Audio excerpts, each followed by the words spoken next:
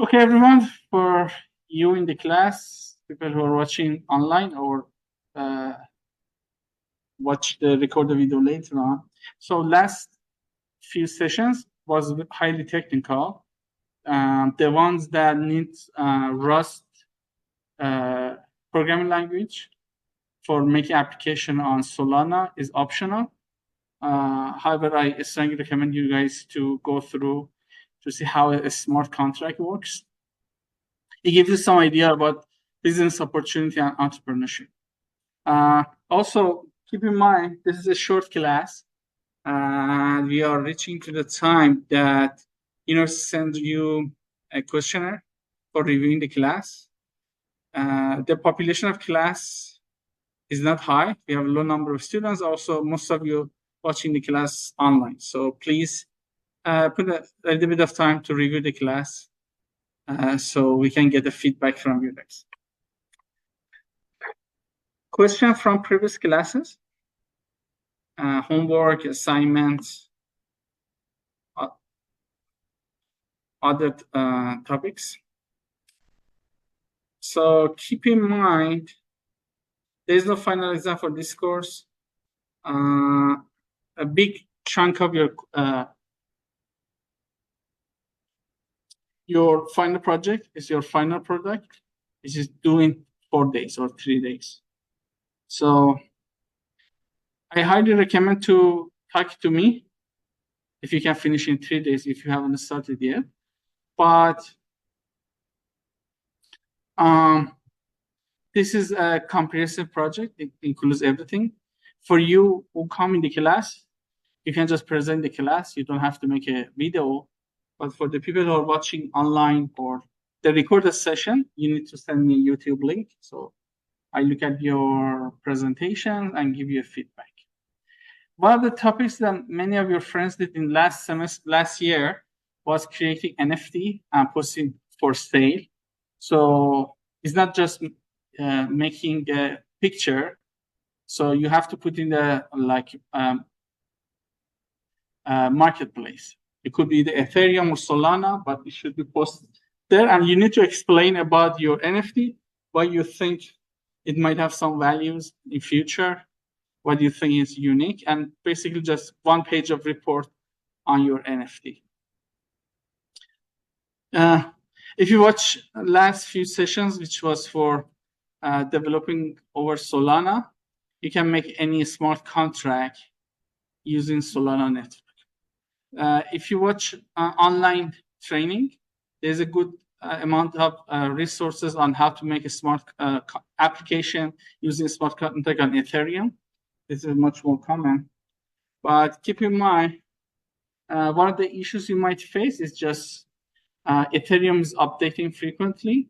So sometimes happens that you might face some crazy error because some of the tutorials that you're watching are designed based on the previous version of Ethereum Solidity or Rust for Solana.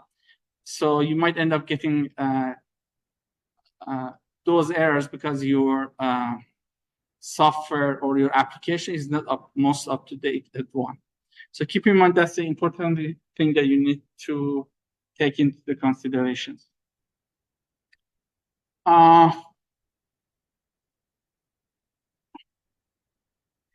Last session, I posted 3 new assignments. So let me go over them.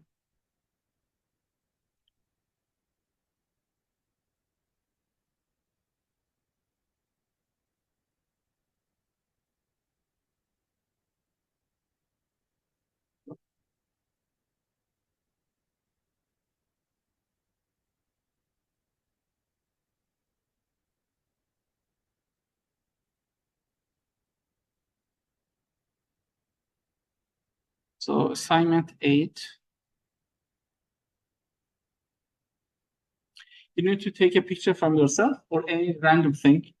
It's better to be yourself. And you calculate the hash.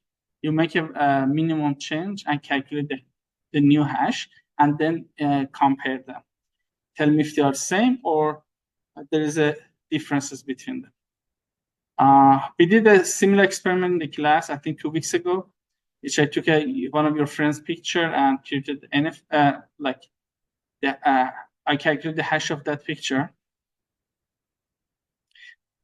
Assignment 9, you need to find some very expensive NFTs and then explain why you think they are so expensive, you think they're worth it or not. Also, you provide your insight on potential risk associated with investing in expensive NFTs. Last assignment, by now. So you need to think what happened if you invest $1,000 from 2018 to the end of 2023. So which is 6 months ago. So you might save in the bank, buying Bitcoin, buying GameStop share. This is like a public stock that is available to buy, buying Ethereum, or you don't invest anywhere and just put under your pillow. So just compare which one gives you how much profit and then compare the profit of them. Question about the new assignments?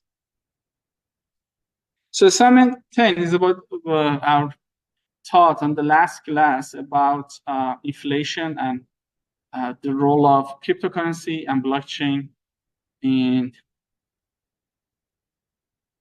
the financial market that you might face inflations. Okay. So if there is no questions, let's start today's topic. It's about one of the application of blockchain, which is supply chain. So, but what is supply chain? So each business needs to satisfy a customer demand. It should be efficient and reliable, especially for the medical cases. So like COVID-19 supply chain issue, that we ran out of masks in the United States, or we had the vaccine issue. Even like in the almost middle of COVID era, we have chip shortage in the United States, in which when I wanted to equip our blockchain lab, it took a very long time because of the shortage. So a big manufacturer of chip is in Taiwan, and also they had issues in production and sending it to the United States. And also there is a political discussion in the United States about chip manufacturing. So they want to bring chip manufacturing back to the United States. So even Taiwanese companies are investing in the US. There's a big political discussion. I don't want to get into that, but folks who are from China who might know about those conflicts in Taiwan. Okay. So what's the role of blockchain in supply chain? So we have seen that we have talked about Byzantium problem and how blockchain resolved the trust in the network of entities that they don't know each other or they don't want to trust each other. So we want to use blockchain to evolve a supply chain. So for the public blockchains, so everything is transparent. You can trace everything from origin to destination because the information are recorded on the block. So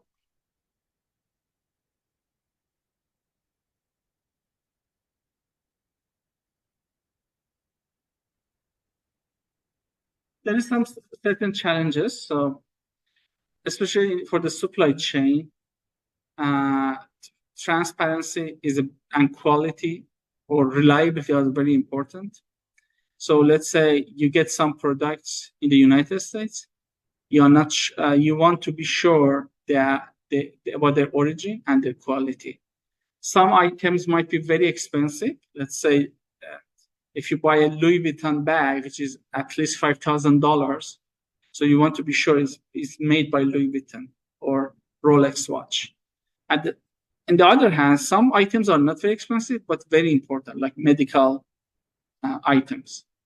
So having said that, between $2 to $3 trillion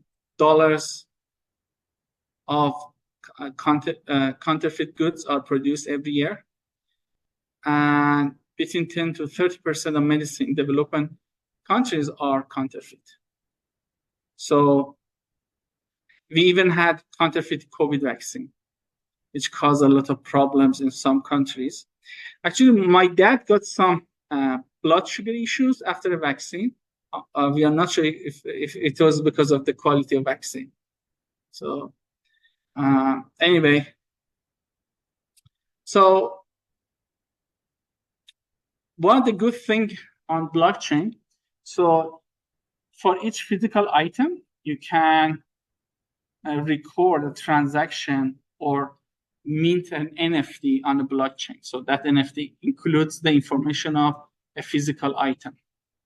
So having said that, so let's say there is a vaccine produced by Sinopharm in China.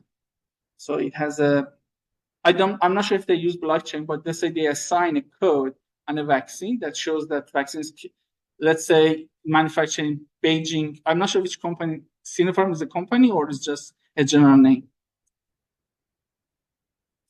Sinopharm. Maybe it's not a technical word, but people who use Chinese vaccine for COVID-19, they said the name is Sinopharm. Oh, you haven't heard about that? Okay, maybe they use a fake one. I'm not sure, but let's say talk about the what is Moderna vaccine. So Moderna, I'm not sure, but I think one of their factories are in Massachusetts. So let's say they make a vaccine and they record the information as an NFT on the blockchain.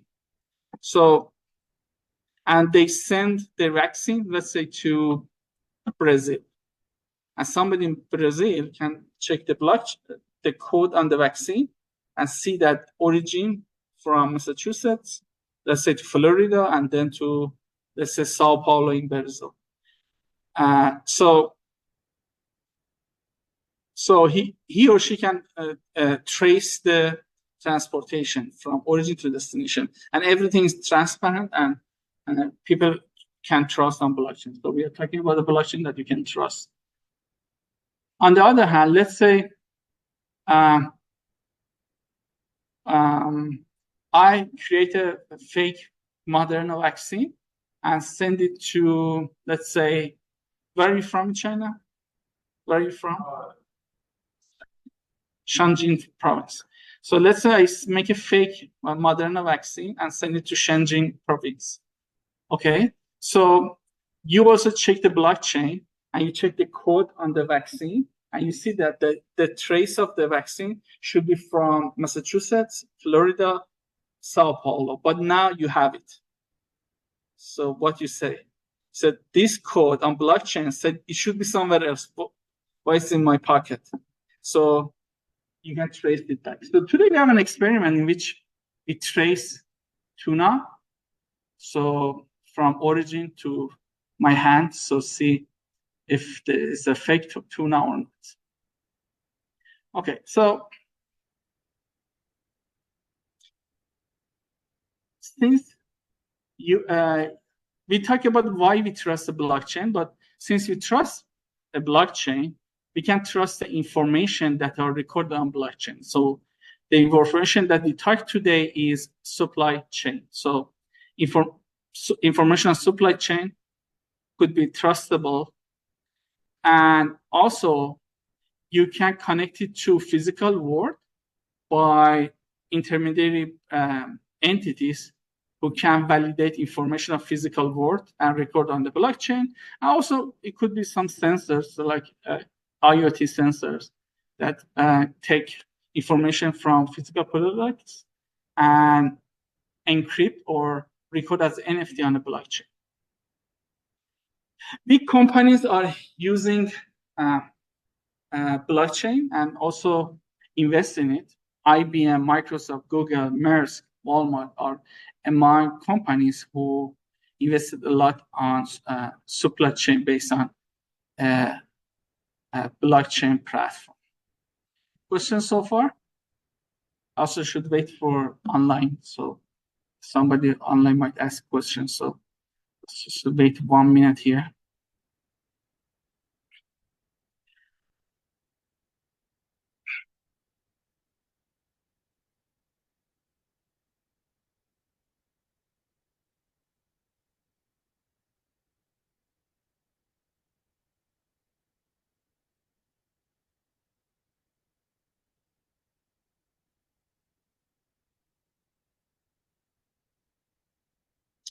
Okay, having said that, companies such as IBM, Microsoft, and Google also provide blockchain services. So they call it BaaS, blockchain as a service. But what could be challenges of implementing blockchain for supply chain? So first of all, in traditional system, you might modify the data that you send. So, but it's not possible on blockchain, so it's immutable. But you can modify the data or amend new data. So you don't modify, but you just keep adding new information. For example, let's say there is a chip manufacturer in Taiwan. They make a cell phone chip. They ship it to Apple in China. They add the chipset on the cell phone and they ship it to United States. So you can add information, but you never modify it, which could be good. So private key management could be challenging. So who has a private key can endorse transactions. So you need to be very cautious about private key management. So also some blockchains who are designed for general blockchain applications such as Ethereum. So in Ethereum, you can make a bank, you can make an exchange company, you can host a blockchain. So those blockchains end up being slow. So we might either need to improve the technology of Ethereum or maybe use other blockchains that could work much faster, such as Solana. Just as a review, so private key, that red key is the most important thing. So with private key, you can use mathematical equations to drive several public keys. So let's say I'm on the Earth in the United States. I send a message to the alien in like a spaceship. So I with a private key, I can make a message and endorse it. Alien who has a public key can verify if I send it or not. So if somebody steals my private key, they can make any message that they want. So, and many times, so we have decentralized blockchains. So if you use your private key, use everything. There is no central authority that you can drive, that you can basically retrieve your private key. So we also talk about hash function. So with private key, by including your private key, you can sign any messages, and the output is a hash function. The good thing, hash function are one-way functions. So if you have a verified hash function, you cannot drive the original message. It's something like metal bars. So let's say you work in the foundry and you have some metal bars, you melt them and make a sword.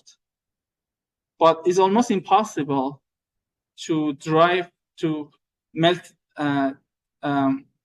your sword and derive the exact same metal bars.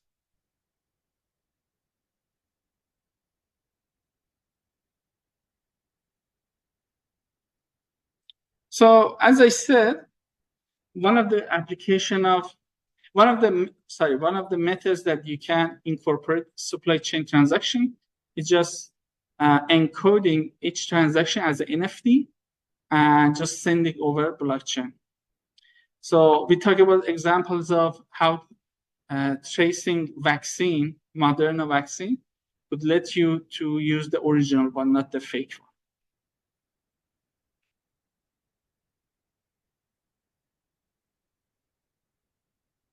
So, but as you see, there should be some entities that you can trust. So those entities could be some persons, some companies, or let's say some sensor or hardware that get the information from supply chain recorded as an NFT. So we call them oracles. What does they do?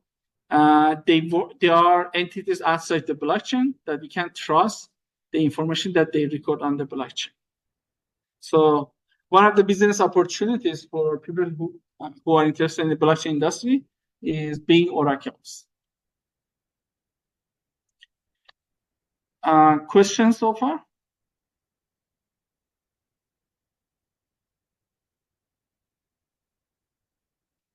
So if there is no question, let's start the demo supply chain. That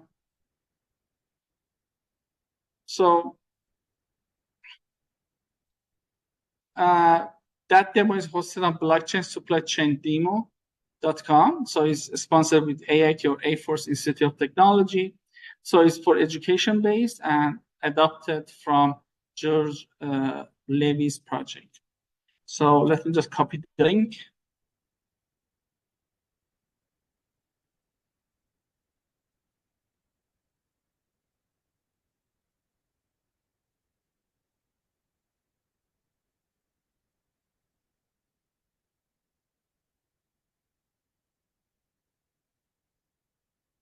Okay, my internet is a bit slow today.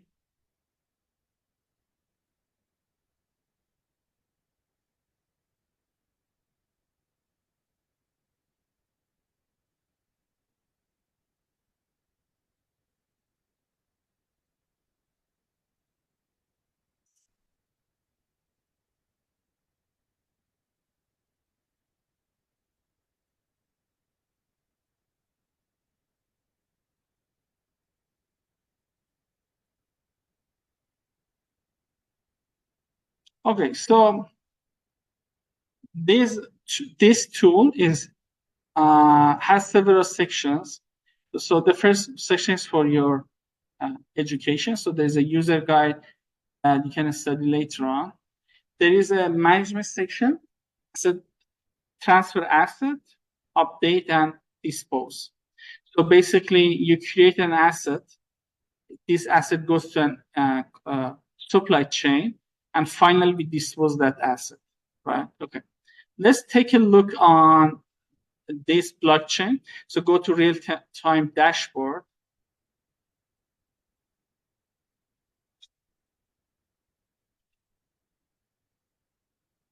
Okay. So it shows the chain of blocks. The last block is 136. And the previous block is 137. So let me just open this too. So you don't see the information, but at least you see the hash. So this is the previous block hash, and you can see it's here too. So previous block hash is always the input to the next block. And you also see the hash of this block, which is calculated based on previous hash and the information that are in the block. So about, let's say, 8 minutes ago, the last block is created. And anyway, let's go home. Okay, so first, we need to create an asset. By the way, no worries if you cannot catch up with me. If you look at the class PowerPoints, I put all the steps in the PowerPoints, but let's just do at least one time in the class. So first, in create asset section, we need to create a sec mark. This is just let's say it's just NFT or coin that has the information of an item. So I click on create sec mark.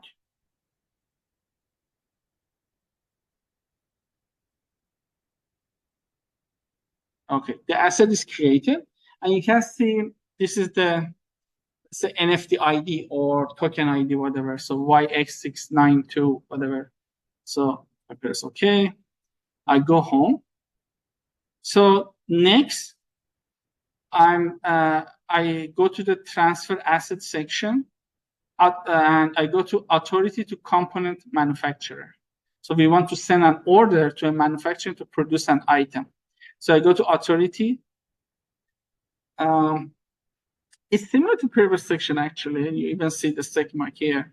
But we click on the plus sign. So these are several asset templates that are created before. I did by myself. The last one is the one that comes from sec mark creation that we had in the previous section. So I click the last item. And here, I want to transfer to manufacture to produce. I click on plus sign. Let's select Pintech Corporation. So, and I click on this. I select, here I select the item. So with transfer asset, that token has new information, which means we send an order to Pintech Corporation to create an asset for us. Transaction committed to blockchain, component manufacturer, asset manufacturer, Pintech Corporation. I go back home. So in update asset, you can add more information. You don't have to, but let's just play. And as I said, you can amend new information. So I click on component manufacturer update here, the first part of update asset.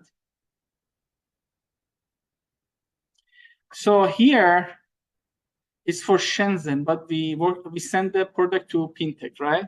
So here I changed from Shenzhen to Pintech Corporation. On the top right, so you change it to Pintech. So if you remember, this was the code of SecMark token that we created. So it was YX69 something, right?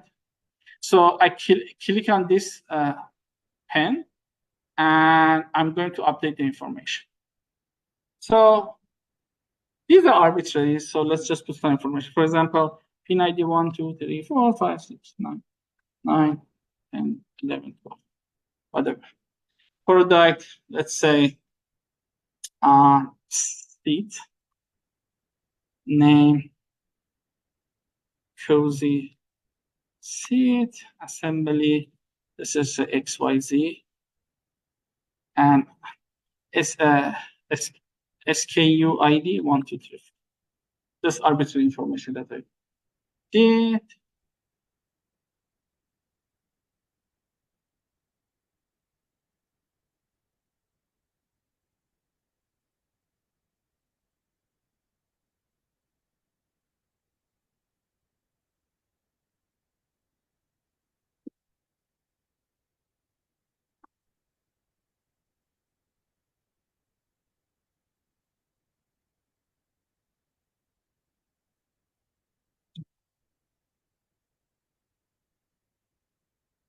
So the updates are committed to the blockchain. I go back home.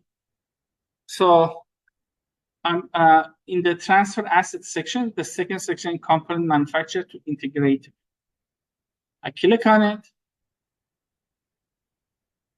So I changed here from Shenzhen to Pintech. So product is, seed, Cozy seed. This ID, I select, click one. And let's say just send Applet company who does integration for us. Click, transfer as.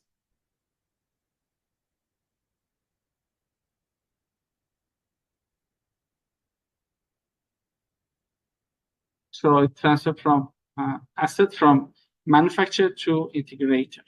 I'll go back home again. Here also you can update the information of integrator. Just I do that. Here I change it from Shenzhen. Sorry, from what was the first name? It was Hewlett Packard. I change it to Applet. Click on this pen. The only thing I can change assembly. So I might say XY 1, 2, 3, 4. It's just an ID that I add there.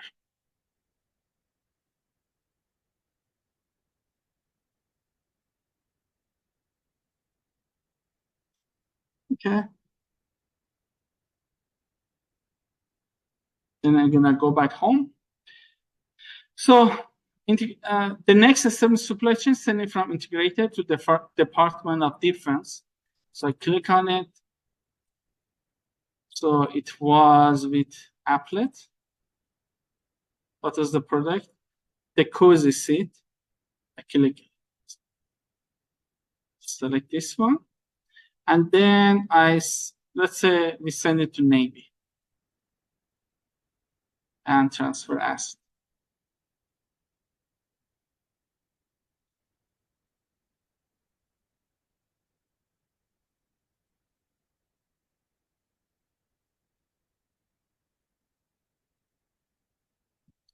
So then in Navy, we might use there are different departments. So I click on defense to equipment. Here, the item was with Navy. The asset was Cozy seed. Unless I'm going to use it in a ship. Transfer asset.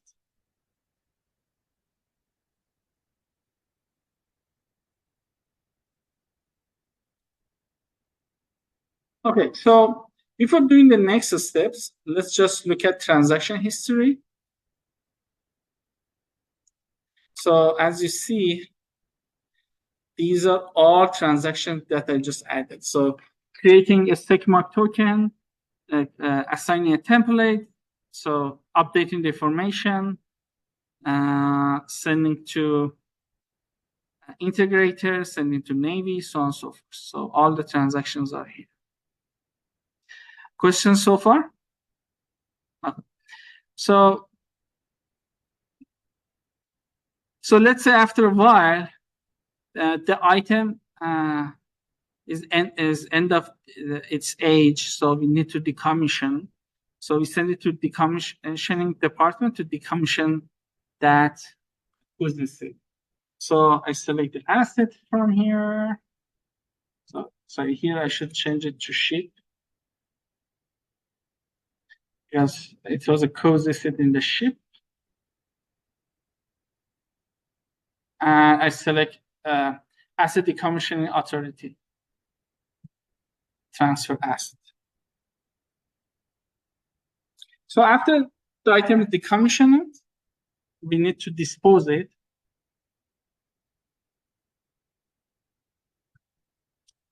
So the last part is asset disposal. I just select the item and dispose the asset. This is just application blockchain in a simple military style supply chain, which you look over everything from production to disposal, because military doesn't want to share their products with other people. So they want to keep their technology.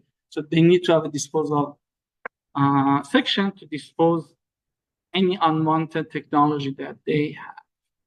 Again, I put all the steps in your lecture notes. You can just do the experiment by yourself and just select any item that you want and do all the steps from creating a token to disposal.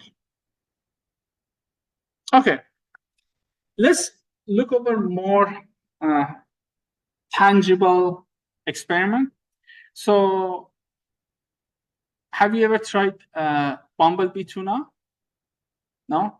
It's a famous brand of tuna. It's not necessarily the best, but the good thing about their products, they are very transparent and they use a blockchain that record all the transactions of tuna from catching up to production and also delivering to the customer. Having said that, today I brought 2 tunas in the class. So are you a fan of water tuna or oil tuna? So do you like tuna in oil or water?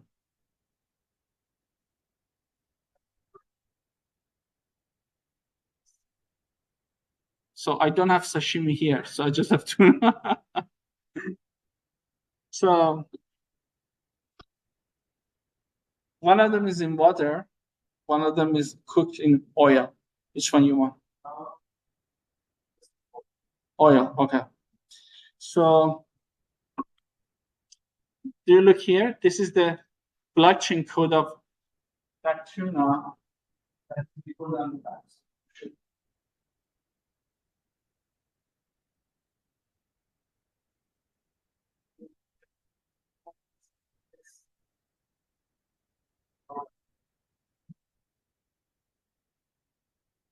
Okay, so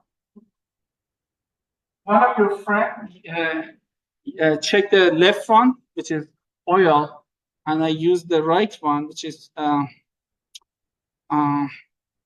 tuna in the water. So let me just zoom in. Although I put the code there, but let me just show you. So if you see here, 4052SB4CKP, this is a blockchain code. So I'm going to use mine, which is the right tuna. Let me just go to the website.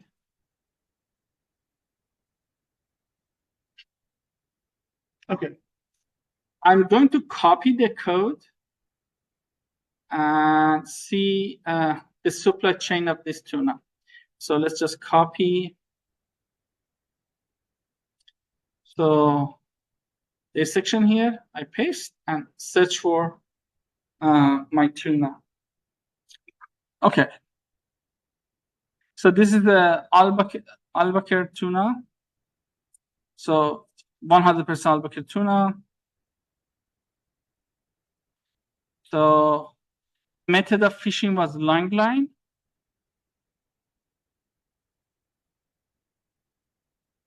So it was fished, but okay. So the fisher was from Vanuatu. It was, I mean, the fisher went to trip on April 5th, and in July 12th, the captain got back to the factory. And it was from South Pacific Ocean. So this is a very old tuna, like 1 year ago. Let me see the expiration date.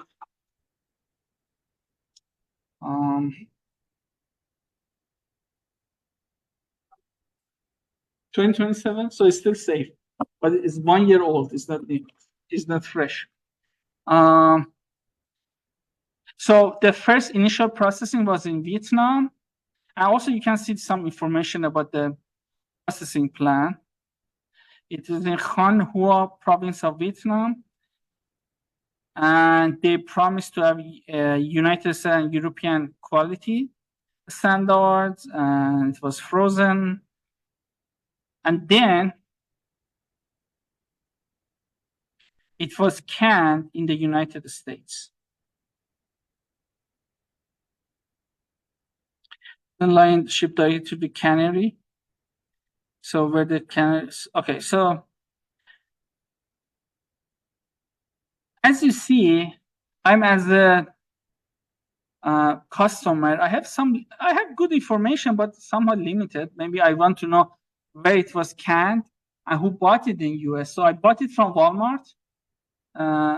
So it seems Walmart went to this cannery company or factory and they took it from there. So let's try the your friend's tuna to see that supply chain of that tuna. Okay, so I put the code here.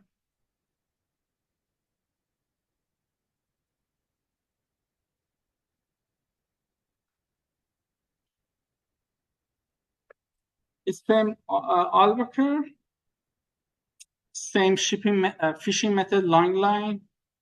Okay, this one, the fisher is from Taiwan.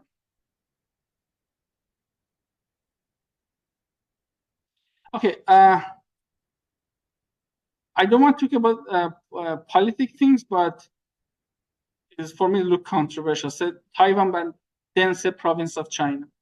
So no comment on that, but it was also about last year, April 5th, 2023, September 21, 2023.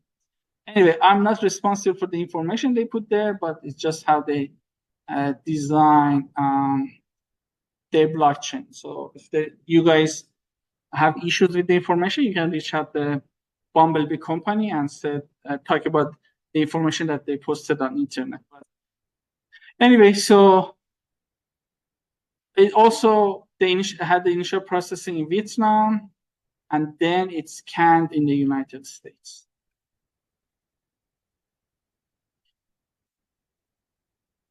Questions so far?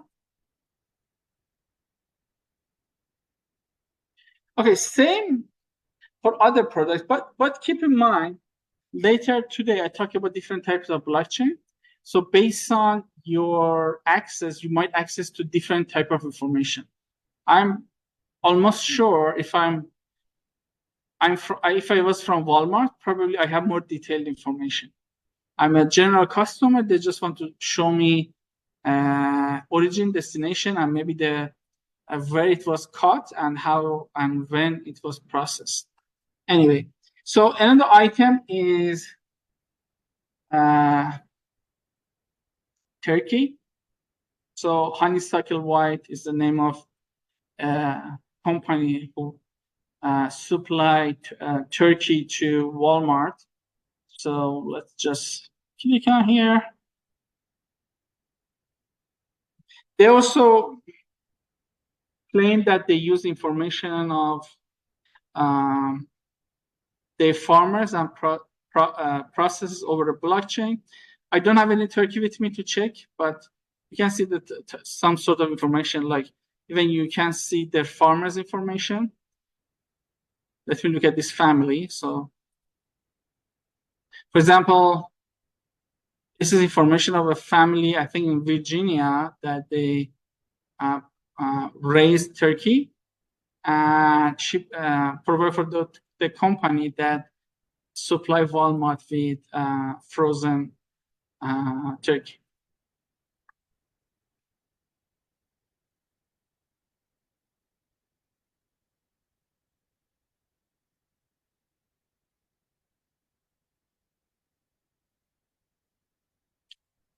So you might ask, I'm not sure if you can see over Zoom. So, but also each tuna or almost every product in the United States has a barcode. You must say, what's the difference of barcode and like those blockchain codes. And so first of all, blockchain is a system or platform. Barcode is just a piece of information. For getting information of supply chain, you can even use it barcodes, but previously, which is more prevalent at least in the US, barcodes provide general information. So it might talk about the price, weight, so on and so forth. So you can use Walmart app, scan the barcodes and get some general information. But usually, it's not the way that they record blockchain information. So blockchain information, at least so far, was a code or some sort of information that provided by manufacturer, not retail company. Okay, so let's look at some application of blockchain supply chain. Since these are provided by YouTube, I need to pause recording for now. But for the people who watch the video later, you can use your lecture notes and just watch the videos about supply chain. So let me pause the recording for now. Anyway, because of YouTube regulations, I cannot record other people's video, but at your time, people who want to watch the video later on, please watch these links.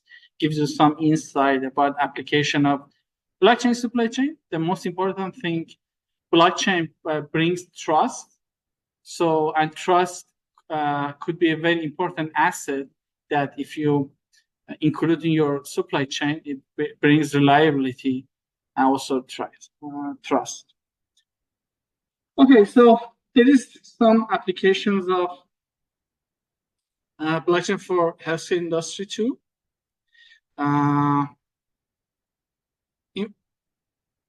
Transparency of medication is an important thing, but also one issue that you cannot put everything on blockchain is patient data and or medical patent data. So these are challenges that we have for healthcare industry, but you can use it as a sort of supply chain trust network of medication. So you will be sure that you use the original medication, not the counterfeit. So, but how we implement supply chain in a blockchain? There is two general approaches. One is using traditional blockchains, or like, although it's new, but is evolving quickly. So one of using something like Ethereum, in which use Ethereum smart contract to incorporate supply chain information into blockchain, and the one working with software that are designed for supply chain or for design for non-financial based blockchain. One of them is Hyperledger. It's an open source project. Open source means you can see the codes, and it just custom built for blockchain application, except for financial one. Although you can incorporate financial elements to that, but it's not basically created for minting tokens or sending money.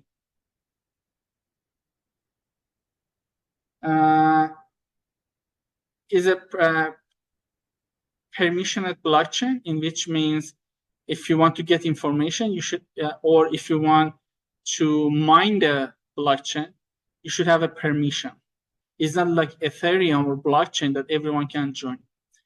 Having said that, inside the main blockchain, you might have some private or sub blockchain or sub network, in which, let's say, you have a blockchain of medication delivery from manufacturer to inventory, and then finally to the pharmacies. Okay, so any customer who want to buy an important medication from a pharmacy, they can check the if their medication is original or not. But also there might be some other individuals or companies that may or may not access to every information. Let's say you have a in your blockchain, you also want to get put a bid or get the best offers from different companies. So you don't want to share how much you pay to another company with the other companies. So in that way, you make a sub blockchain of the main blockchain of just you and separate companies. So you and each company who are in each sub blockchain, they can see all the transactions, but the other individuals in the blockchain, they cannot see your sub blockchain. So it gives a good amount of control on who can verify, who can see. Also, another good thing about this sort of blockchain, since it's designed for specific industries, they're usually much faster than traditional blockchains. So much faster, there's a good control. But again, in some aspects, you may not even consider it as a blockchain, because you might say blockchain invented to resolve the trust issue, because there might be some elements or some people who join to a blockchain, they cannot trust each other, but they trust to the blockchain. But for permissioned blockchain or enterprise blockchain that are built over Hyperledger, you already trust the people. The people who join the blockchain trust each other. So this could be some sort of differences. So many companies adopted blockchain. ABN AMRO, ANZ Bank, Deutsche Börse, Walmart, Maersk, FedEx are among the largest institutions that adopt Hyperledger for their supply chain business. So you also can use Ethereum to host a blockchain, but the blockchain that you host on Ethereum, you don't have any private information. Everyone on Ethereum can see the information.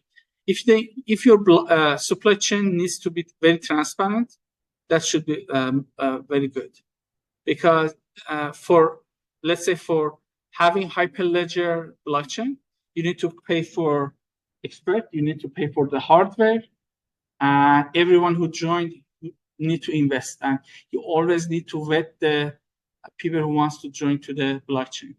But for Ethereum blockchain, the hardware is there, is already designed.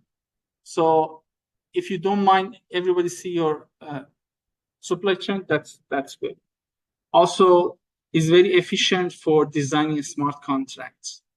And you can find a good amount of expert and resources for designing your blockchain. Among the companies who adopted Ethereum for supply chain is Unilever, Nestle, Oreo, if I pronounce well, and like other companies such as Diamond Foundry, Chronicle, so on and so forth. Again, one of the issues that you might face with the general or traditional sort of blockchain is scalability and also regulation landscape. So and also you need to keep in mind, since they are designed for anything on blockchain, more specifically for financial transactions, you always might have a very busy blockchain that may not satisfy the high transaction throughput of your own business. And also is a permissionless blockchain. Just means everyone can join. Questions? Okay, so if there is no question, let's just pause for like maybe 10 minutes, 15 minutes. And after that, we start the second part of the class. Let me just stop. pause. Yeah, so me and your friend were talking about NFT as a final project. So if you want to create NFT, one of your sessions, which was not optional, but since nobody came to the class, there's no in-person attendance required for this class, but I didn't feel good if I just talk to myself. So I put the video over Canvas. So in that tutorial, I've taught how to use Python codes to generate like thousands of NFTs. And then you can post the NFT on the marketplace. You don't have to do it by codes. Even you can use your own mouse to create some pictures. But the point is, you need to create an NFT that looks profitable in future, and you need to explain why you think it could be profitable. Maybe you are wrong, but at least you provide your idea. Then you need to post it for sale on the marketplace. So Ethereum is much easier. It's not expensive, but maybe you need to spend like $5, $10 or something like that. But in Solana, you can post it for maybe a couple of dollars. But there is less tutorial for Solana. Ethereum, you can find good amount of tutorials.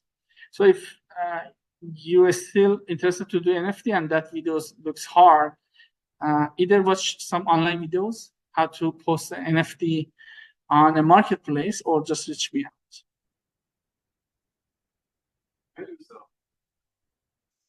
Yeah. You can use your own camera, but you need to explain why you think it is a profitable NFT. Using Python code is not difficult too, because I also share the codes, but again, it's your choice. Okay, so the next part of class is about financial entrepreneurship opportunities in blockchain. So each innovation is an interruption to the traditional business or traditional technologies. So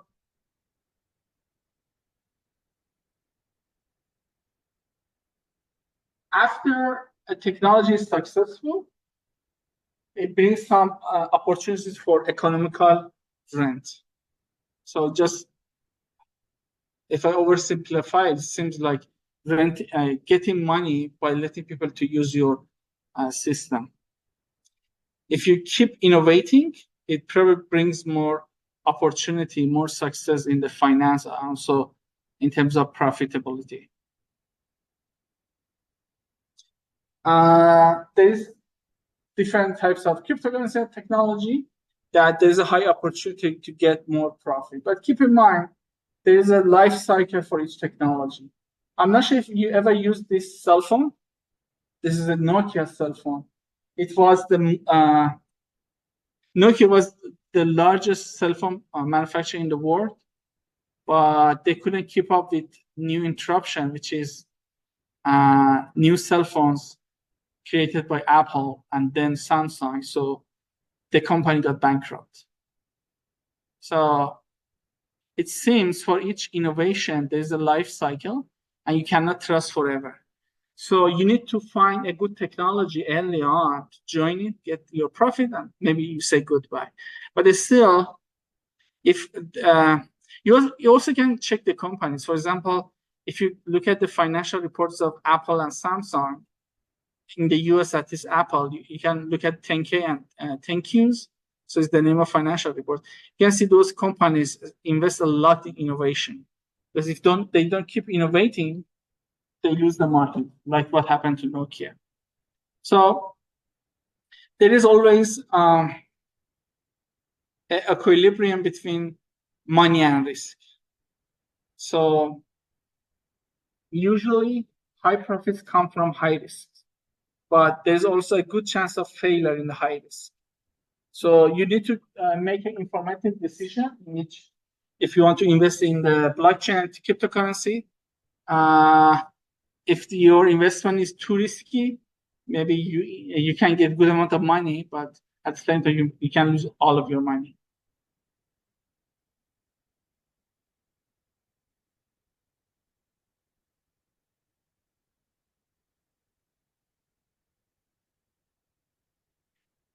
There are certain application of blockchain finance, like public ledgers, payment systems, and also smart contracts. So smart contract is actually a very general term. It just means whatever you can make on internet, whatever coding, you can't do it on a blockchain, but you can connect it to a publicly verifiable ledger that also tied to a financial system. So let's look at some applications of blockchain financial system. So one is Bridge, which is a crypto insurance. So somebody created a smart contract in which it provides insurance for doing business on blockchain. Another one is a lending platform. So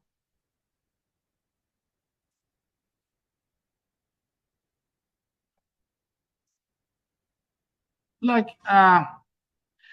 let's say you can do it everything. You need to contact them and to see if they provide service for you or not. But let's say you have a supply chain and you host it on blockchain. Maybe you need somebody put insurance for your products. So because they might get stolen, they might get broken, so you can use insurance to satisfy your customers that somebody can supply them.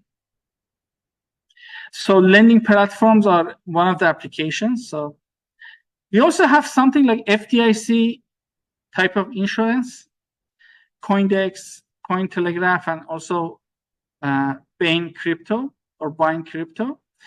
So, but what's FDIC insurance? It's a FDIC actually a federal insurance for checking account in the United States. If you lose your money up to a certain point, I think it's like $250K in checking account, U.S. government insure your money and you get the money back. So if somebody hacked your checking account, which happened to me actually, I think one time somebody stole 18K from my account. I used FDIC and just got the money back. So hacking could happen for blockchain too, but you can use these insurance style companies to guarantee that you can get your money back in terms of any fraud activities.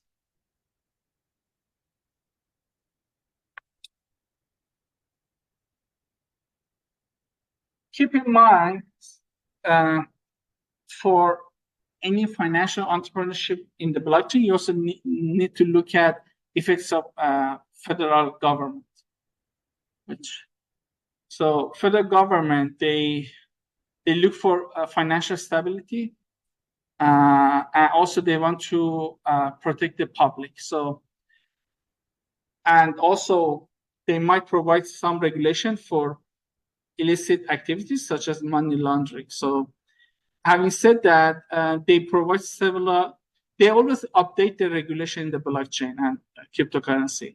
So it used to buy cryptocurrency much easier in the US. Right now, you need to provide some sort of information to verify the ownership of your wallet.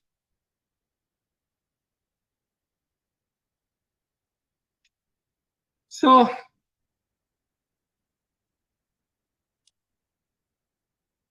we talk about evolution of financial systems. So everything from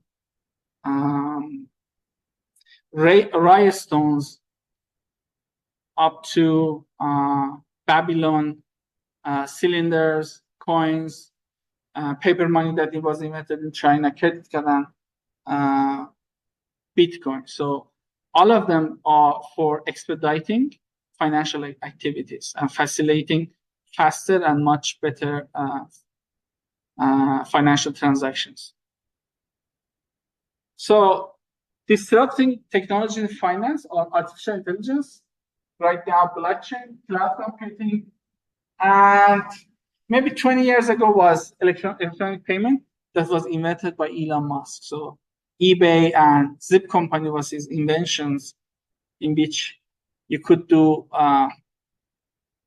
electronic banking using internet. So if you want to be entrepreneur in these domains, these are the opportunities that still you can grasp on. So using artificial intelligence, maybe you do consulting for credit risk allocation, maybe you do trading.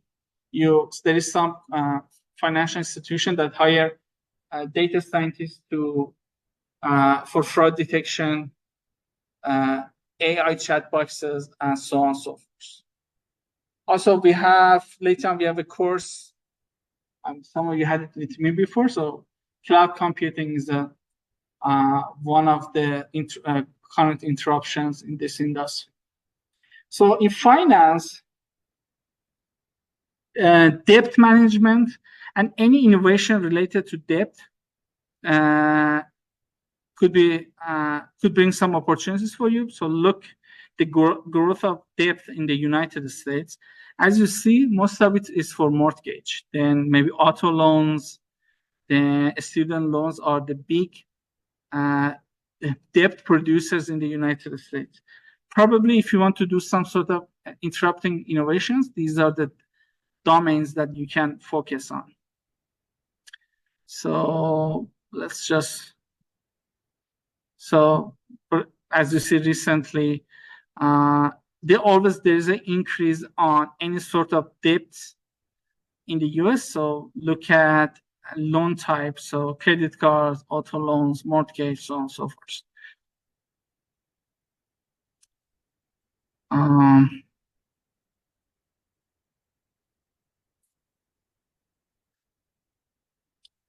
Keep in mind,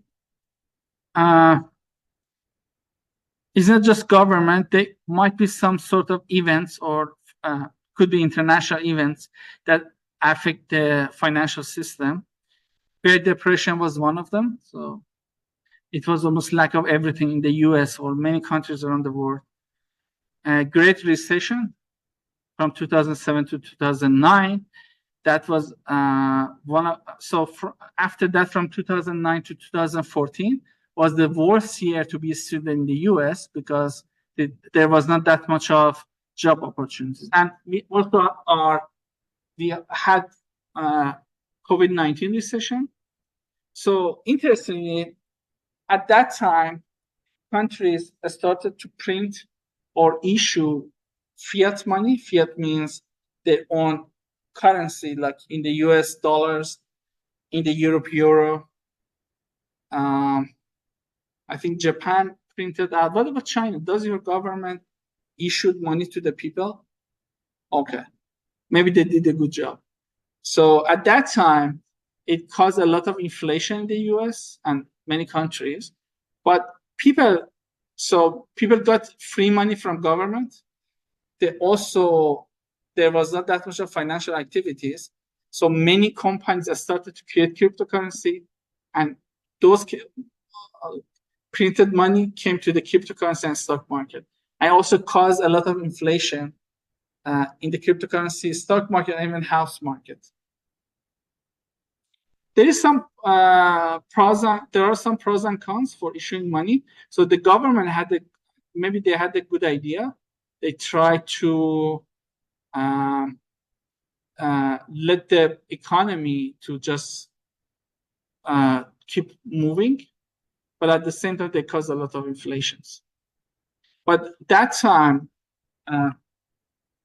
I had friends who invested $200 on new cryptocurrencies, and that $200 end up being $100K because they were early invested on some cryptocurrencies, but because of inflations, they just make a crazy amount of money from almost nothing.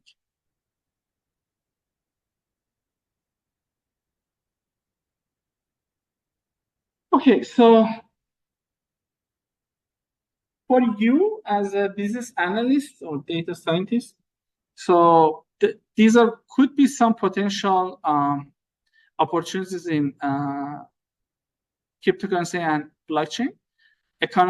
Working on economic rents meaning it's like renting money, so giving money and getting some interest. Payment system, working on decentral risk profit equilibrium, so it means like working on insurance, lending industry, working on blockchain adoption, and also consulting services. Keep in mind, there's also a lot of frauds in this industry. Have you ever watched Pinocchio story? Do you know? Okay, so Gideon the cat told Pinocchio, if you farm your gold coins, you can make a lot of gold coins, because it's like a seed that you put on the ground. You can make a good amount of money. But at then they stole the money from Pinocchio.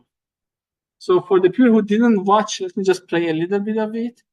And again, I have to pause recording for now. Oh my God, what happened?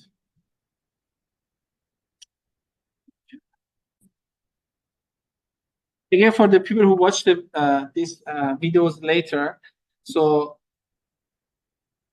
anytime that I want to watch a YouTube video in the class, I pause the recording, but you can watch the videos later. So the next famous scheme is Ponzi scheme. It's also very common in the cryptocurrency and blockchain. So Ponzi means for you, they promise too much of return for any business. So, and you see that people who join to a business, they get a lot of profit. And then you encourage you to join too. But what happens in the Ponzi scheme, actually, the first people who join a business, they get good money. Other people get interested. So new people just join the business one by one. So the company gets their money and pay to the people who joined first. But the scheme doesn't go forever. So at some time, they don't have money to pay people. So people lose money. Ponzi was an Italian guy who immigrated to Boston, United States. And this story actually happened in Boston. So let me play the videos. Okay, the second video that I posted here is quite long, but again, Ponzi scheme just means you see companies that promise something is too good to be true. It's usually they are. So you encourage to invest by return that you see other people get. But when you join, there is no return for your money. Okay, so another scheme is just you see people use big advertisement to for fake innovations. So if Roja, which was named as a crypto queen or blockchain queen, so she promised to for OneCoin. She had, I think, PhD from maybe Oxford University or a very good university in England. She promised that OneCoin revolutionized blockchain and cryptocurrency, and many people even borrowed money to invest in her coin. She went to so many, something like Google Talks or TED Talks around the world. She could gather more than $15 billion from many investors. And again, watch the video later on if you have time. So all of them were fake. So she's gone. She's still alive. I think FBI got her boyfriend. So her boyfriend is in custody right now, but it's not clear where she is. She's still running.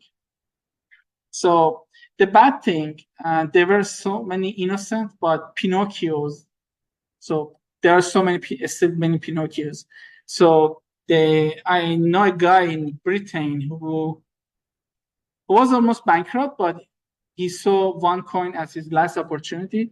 So he borrowed so many money from other people to invest, but he lost his money. So you guys know the technology a little bit, at least you heard about like um, mining, you know about hash functions, you know how those works. Just keep in mind, the last thing you need to keep in mind is uh, something is too good to be true is usually they are. So we have in one of the classes I talk about roadmaps and the website. So you need to when somebody promise for anything, you need to ask them for evidences. So for example, where is your code? So um, some good developers they have open source projects. At least if you see if somebody uses 10,000 lines of code, at least it seems they did something hard. And if they are available on GitHub, you at least understand a good amount of work it happened. But for OneCoin, it was just advertisement. It was nothing else. So one of the companies that I'm not sure if they are a good one, a legit one or not. For example, is BlockDAG. I might give you an assignment to look at this project. So they are claiming to be a very good blockchain in future. So I know people who are investing in this blockchain right now.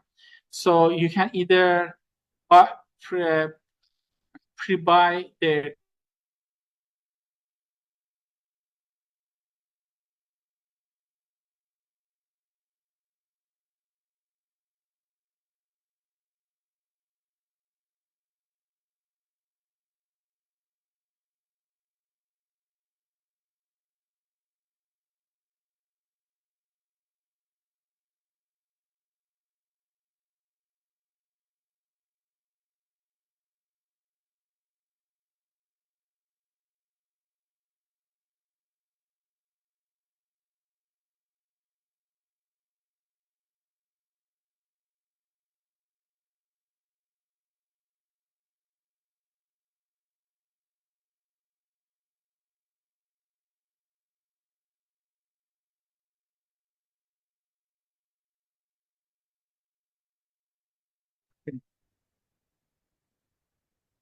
Okay, I was talking about one of projects.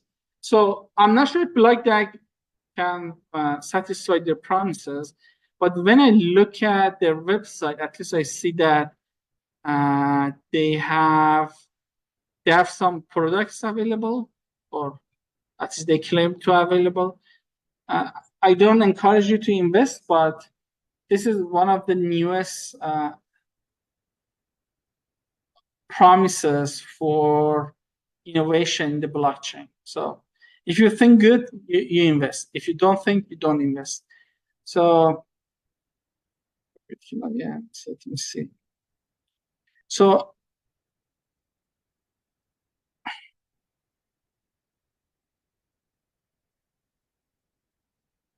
at least they have some documents, they have roadmaps, they have some products. So unfortunately, my internet is a bit slow today, and I wanted to show you guys. Let me see if I can buy. I don't have. So I have some wallets on my Chrome that has money, but not here. So look in this website. I connect my wallet. So I use MetaMask.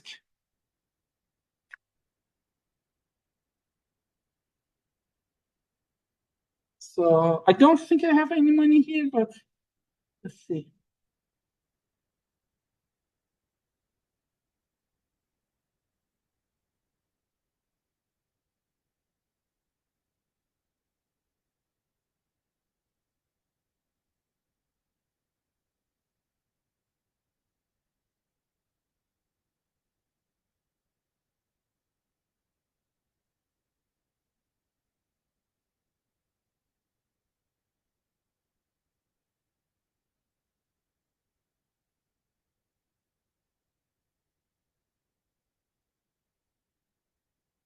Like I have 20 cents here.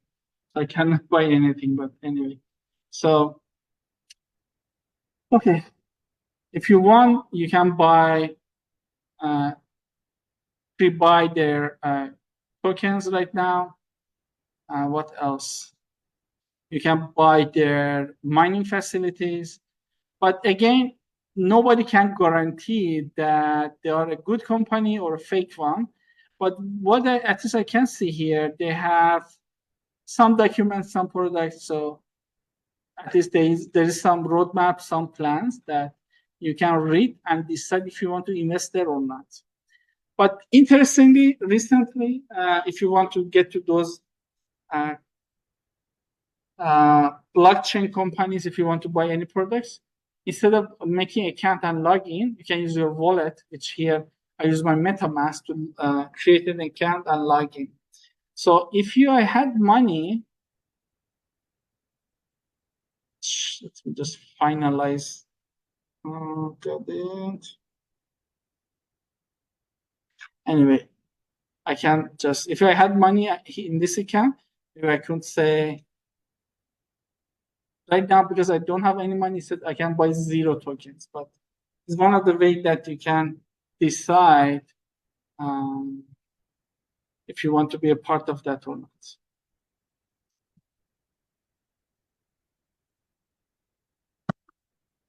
Questions? I think if there's no question, that was for today. Again, just as a disclaimer, I'm not promoting this company and I'm not a part of them. I just said this is one way. This is an example of a company that you can invest. But if you want to use your money, first see if you can, if legally you can. Second, if it's worth or not. Does it worth it or not? So this is a company you want to invest in there or not. Anyway, that was for today. Thank you very much. Keep in mind the deadline for your final project is approaching. Please do a good job, and I'm looking forward to see your final project.